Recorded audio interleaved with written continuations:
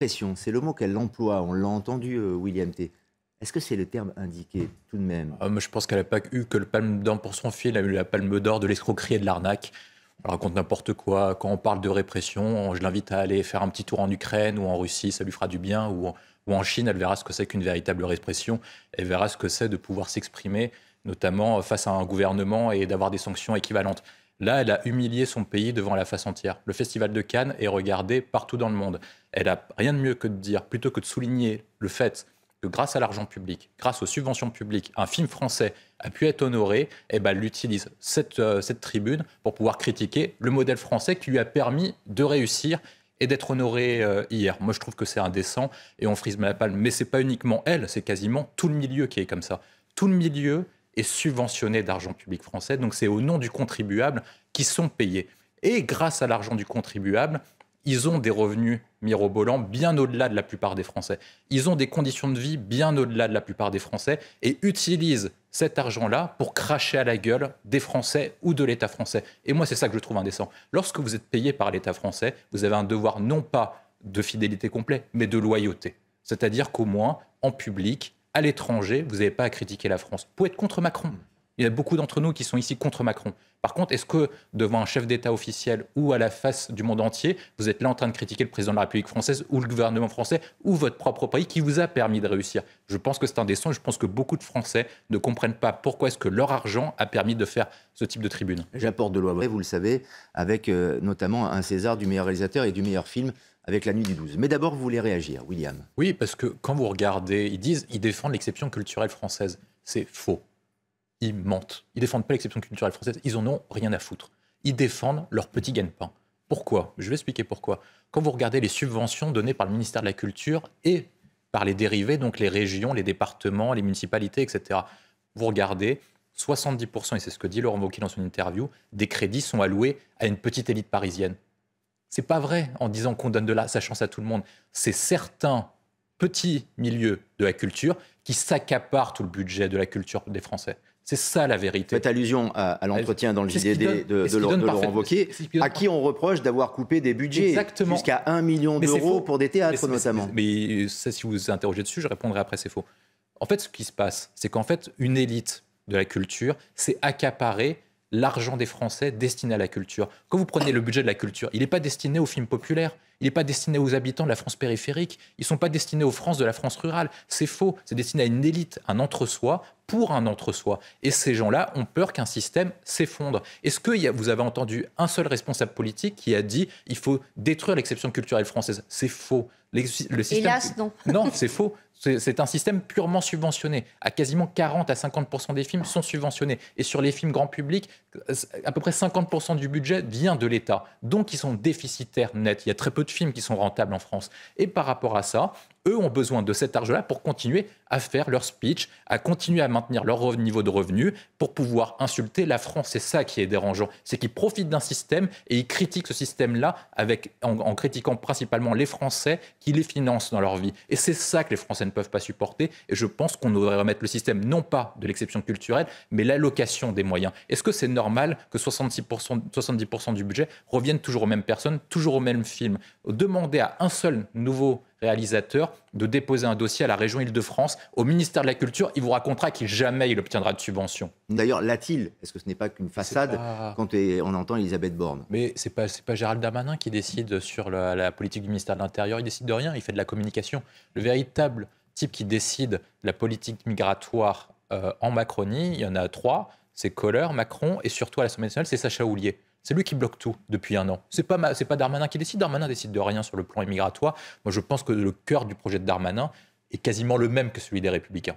S'il devait présenter le sien en vue d'une présidentielle, par exemple. Donc Darmanin ne présente pas un projet qui est personnel, il présente un projet au nom d'un gouvernement qui est très tiré sur les sujets migratoires, d'asile et d'intégration par sa gauche que par sa droite. Et donc, du coup, comme il espère récupérer éventuellement Matignon avec le départ de Borne, il est obligé de centriser, voire gauchiser son discours. C'est uniquement pour ça qu'il fait ça. Et le deuxième point auquel il est obligé de tenir ce type d'interview, c'est que si le texte est présenté à l'Assemblée nationale et qu'on se dirige sur 49.3, Ciotti, le président des Républicains, a dit qu'il déposait une motion de censure. Et donc le gouvernement tomberait et on irait en élection législative anticipée si Emmanuel Macron respecte sa parole. C'est uniquement pour ça qu'il est obligé de faire ça. Je pense que vraisemblablement le texte sera retiré parce qu'il n'y a pas d'accord possible. C'est un peu du cinéma sur la motion de censure. Oui, mais faire tomber le gouvernement, d'accord, mais pour faire un gouvernement avec Marine Le Pen et non, mais ça c'est un autre sujet. C'est parce que ça dépendra de l'élection, du score de résultat. Et ça, on ne le connaît pas avant que l'élection soit lancée. Enfin, sauf que les Républicains sont quand même plutôt mal partis s'il y a demain des élections législatives. Je ne ferai pas ce pronostic si j'étais vous, mais j'expliquerai pourquoi une fois. J'expliquerai pourquoi. Ensuite, après, sur le contenu du projet de loi immigration, ce que dit Darmanin est un contresens complet.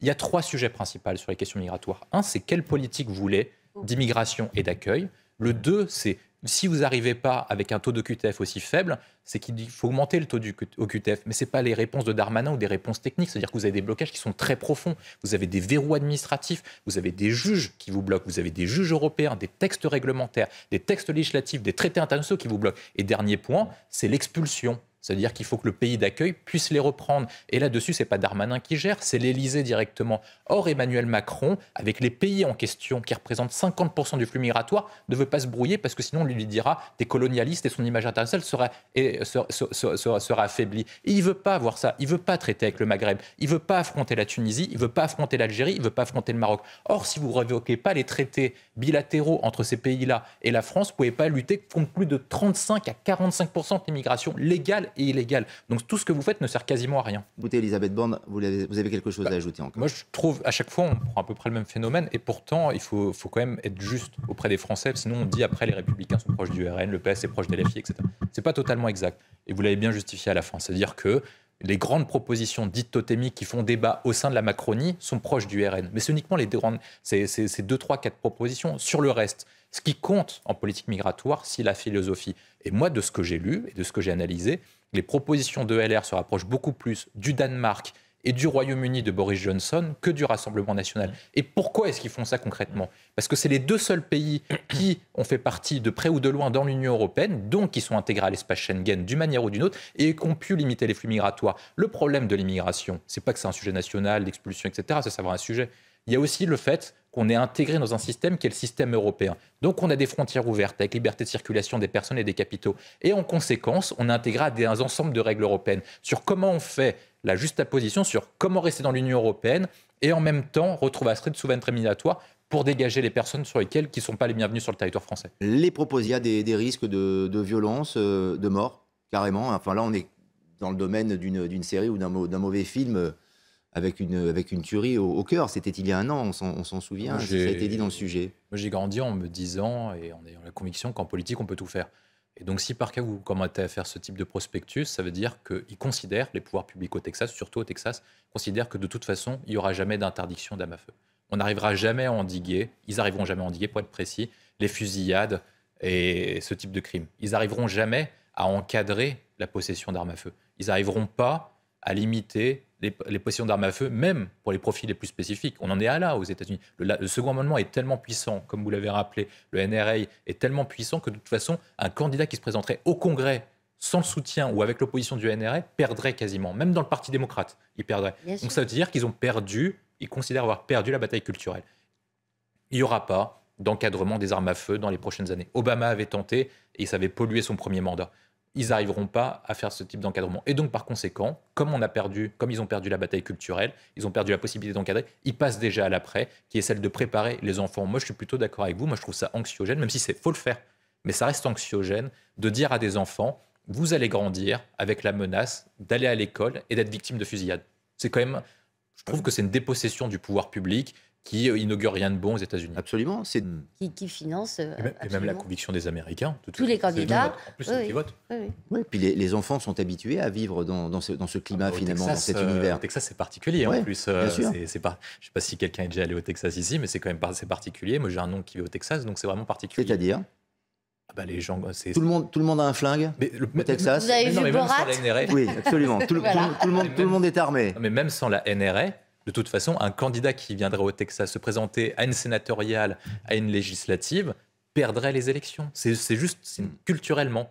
culturellement, ils pensent qu'avoir une arme, ça leur permet de se défendre. Parce qu'ils sont contre l'État fédéral, au Texas naturellement, ils sont contre les pouvoirs publics, etc. Donc ils pensent que ce qu'ils pensent, c'est pas l'État qui va les protéger, c'est eux-mêmes qui doivent se protéger contre les crimes. Et en plus, ils sont à la frontière avec le Mexique. Donc sur tout ça, les deux éléments qui est l'opposition à l'État fédéral, plus la frontière au Mexique, font qu'ils jamais ils abandonnent leur arme à feu. Là-bas, au Texas, moi, j'y crois pas. Le débat sur les armes, Nathan Devers, pourrait-il arriver en France ou en Europe sur le port d'armes? Il ne faut pas l'exclure.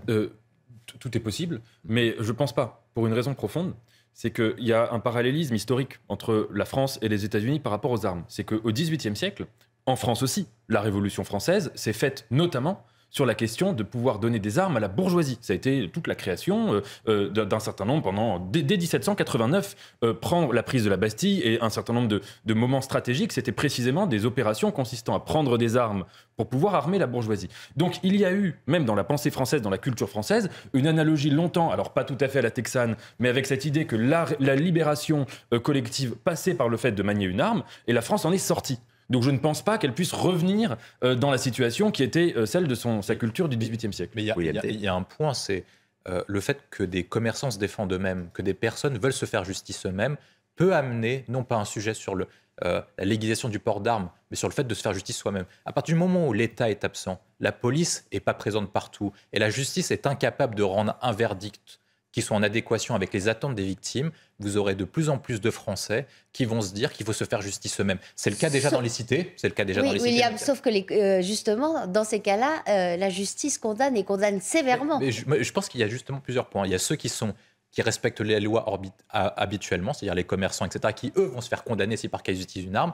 Et il y a un autre endroit où, par cas, le port d'armes est non pas autorisé, mais implicite. C'est les territoires perdus de la République, auxquels, lorsqu'il y a des guerres de trafic de drogue, etc., en fait, le port est implicitement admis. Regardez ce père et ses deux amis qui étaient partis à la recherche d'un individu soupçonné d'attouchement sexuel, d'agression sexuelle sur la fillette du père. Il a été condamné sévèrement. Alors des milliers de prisonniers politiques, un discours qui est parfois un peu brutal, je le dis comme cela, mais c'est comme ça qu'il est interprété de la part du président Erdogan. On a encore beaucoup de Turcs, une grande majorité, qui sont séduits par le président sortant. Quand vous regardez les scores obtenus par Erdogan, il a à peu près toujours obtenu les mêmes résultats. Il obtient à peu près 20 à 25 millions de voix, soit à peu près 50 à 55% des suffrages. Il obtient ça depuis 2014. En 2014, il a fait 52%. En 2018, il a fait 53%. Et là, il a fait 49,5%. Donc, la crise lui a fait perdre que 3% des 3 points des suffrages. Il y a plusieurs raisons qui s'expliquent sur le succès d'Erdogan. Le premier, c'est qu'en fait, il s'est construit, contrairement à lorsqu'il a accédé au pouvoir en 2003, sur un anti-occidentalisme. Il avait promis initialement qu'il allait poursuivre la vision d'Atatürk. Là maintenant, il est plutôt sur un anti-occidentalisme sur deux leviers. Un, sur la politique étrangère, auquel il est davantage plus proche de la Russie, des pays du Moyen-Orient et de la Chine. Ces nouveaux et ils sont construits en opposition aux États-Unis. Quand vous regardez le dernier meeting qu'il a pris à Istanbul, notamment, il a dit à ses électeurs, et il a fait un très bon score à Istanbul, si vous élisez Kılıçdaroğlu, Kemal, vous votez pour le candidat Biden. Et donc, du coup, il a insinué que les États-Unis faisaient de l'ingérence contre la Turquie.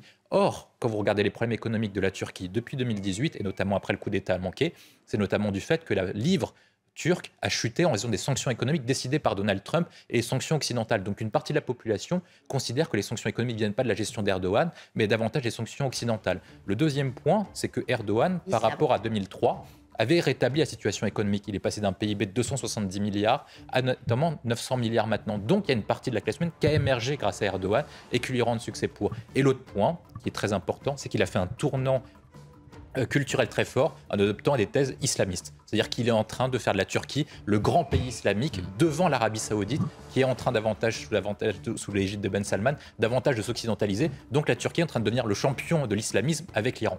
Merci.